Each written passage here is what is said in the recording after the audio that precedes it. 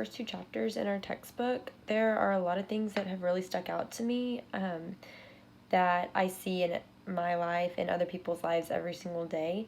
And it's really interesting so far. One thing that I really enjoyed reading about was sleep deprivation and sleep disorders. This past probably week and a half or 2 weeks, I haven't been sleeping very well at night. I've gotten maybe 3 hours total of sleep. And I think it's interesting to see the effects that it has on me. So I play soccer at Laterno, and I haven't noticed necessarily an injury that's come from not sleeping yet, but I have noticed my body being extremely sore all the time, just really tired. And I can tell that if I don't get enough sleep, that really could lead to something serious, and that's something that obviously nobody wants, is an injury because you don't get enough sleep. So that was interesting reading about.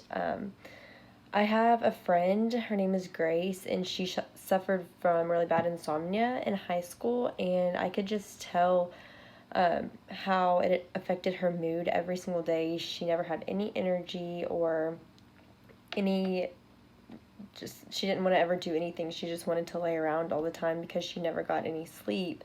So she was always really tired, and I could tell that once she was able to go to the doctor, and I'm not sure exactly how she got it fixed, but once it started to get better and she started sleeping more at night, I could tell how her mood really elevated. She had a lot more energy all the time. She actually wanted to go out and do stuff.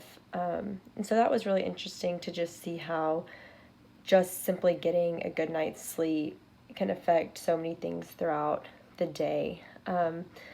One thing that I'm really interested in is Enneagrams, and that's just like a personality test basically, and it tells you like why you are the way you are, and it has a lot to do with psychology. But it's funny because I feel like I can always, if I meet somebody and I talk to them for a while, I can tell them what their Enneagram like number is without them actually having to take the test. So I sent the link out to our soccer team, and I just asked everybody to take the test so that I could know more about who they are and why they are the way they are, so we can maybe get along better.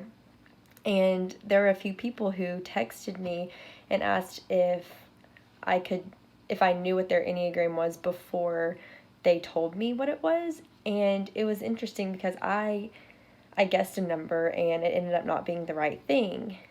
And so I was wrong. But once they told me what it was, I was like, okay, yeah, I could see that. That makes a lot more sense. And I thought it was funny because right after that happened, I read in the textbook about hindsight bias. And it was just funny because I did that exact thing. Like, I acted like I knew what was going to happen, even though I didn't, because I guessed the wrong thing originally. So that was really interesting to read about because it had just happened in my life, and I thought that I knew something that I didn't.